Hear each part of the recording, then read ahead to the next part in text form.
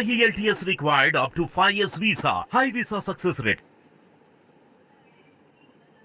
పిల్లలకి ఫీజు కట్టే వయసులో పిల్లల్ని ఎగ్జామ్ ఫీజు అడుగుతున్నావు. ఇన్ని సంవత్సరాలుగా నా జాబ్ ఇప్పుడు వస్తుందన్న నమ్మకం ఏంట్రా? అయినా నువ్వు ఒక ఐరన్ లీగ్ గాడివని చేస్తున్న ప్రతి ఒక్క సినిమా ఫ్లాప్ అవుతుందని అందరికీ చెప్తున్నారు. పుట్టినప్పటి నుండి మీకు ఏ లాంటి చేయకుండా చూసుకున్నానా? అవును. నేను మీకు అంత చేస్తే మీరు నాకేం చేశారు? పెళ్లి కావాలి. కలిగితే కొట్టరకం కాదు, కలుక్కోని కొట్టరకం, వెంట పడితే కొట్టరకం కాదు, వెంటబడి కొట్టరకం, ఎదురొస్తే కొట్టరకం కాదు, ఎదురెళ్ళి కొట్టరకం.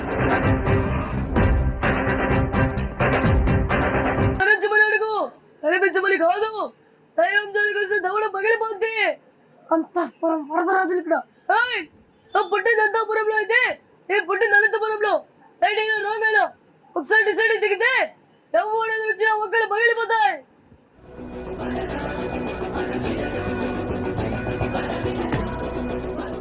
నమస్తే, వెల్కమ్ టు హిట్ టీవీ. నేను శ్వేత. ఈరోజు నాతో పాటు చాలా క్యూట్ స్వీట్ గెస్ట్లు ఉన్నారు. అంటే జనరల్గా ఏంటంటే మనము చాలా మంది ఆర్టిస్టులను ఇంట్రడ్యూస్ చేస్తూ ఉంటాము, కొంతమంది స్పెషల్ గెస్ట్లను చేస్తూ ఉంటాము. కానీ ఈరోజు చేయబోయే గెస్ట్ మాత్రం నిజంగా చాలా స్పెషల్ అని చెప్పుకోవాలి.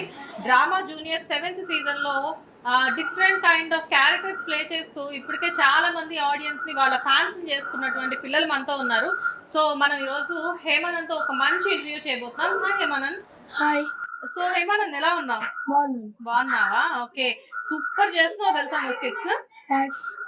7th సీజన్ కంటెస్టెంట్ కదా నువ్వు. ఎలా అనిపిస్తుంది డ్రామా జూనియర్స్ నీకు? డ్రామా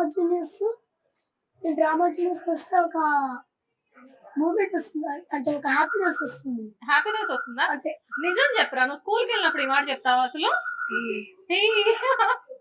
స్కూల్కి వెళ్ళినప్పుడు ఏమైనా స్కూల్కి వెళ్ళినప్పుడు హ్యాపీనెస్ వస్తుందా అంటే హ్యాపీనెస్ వస్తుందని చెప్తావా? నో కదా. అందుకే డ్రామా జూనియర్స్ కి వస్తున్నావా, లేకపోతే ఇంట్రెస్ట్ కొద్ది వస్తున్నావా? స్కూల్కి వెళ్ళకూడదనా? మీ ఫాదర్ ఇక్కడే ఉన్నారు చెప్పేసేనా?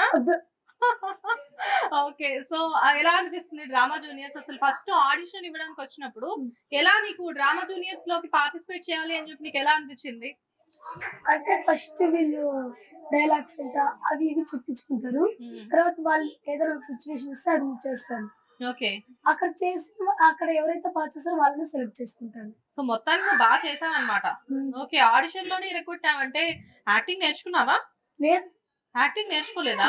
జనరల్ గా ఇప్పుడు సినిమాలో ఒక చిన్న క్యారెక్టర్ ఇవ్వాలంటేనే యాక్టింగ్ నేర్చుకున్నావా, ఇంతకు ముందు ఆడిషన్స్ ఇచ్చావా అని చెప్పి అడుగుతున్నారు కదా. మరి నువ్వు యాక్టింగ్ నేర్చుకోకుండా ఎంత బాగా ఇలా చేస్తున్నావు? నాకు యాక్టింగ్ అంటే ఇంట్రెస్ట్ లేదు, అట్లని యాక్టింగ్ స్కూల్కి వెళ్ళట్లేదు. ఏదో వచ్చాను, నాకు అయినంత చేస్తున్నాను. యాక్టింగ్ అంటే ఇంట్రెస్ట్ లేకుండా డ్రామా జూనియర్స్ ఎలా చేస్తున్నావు?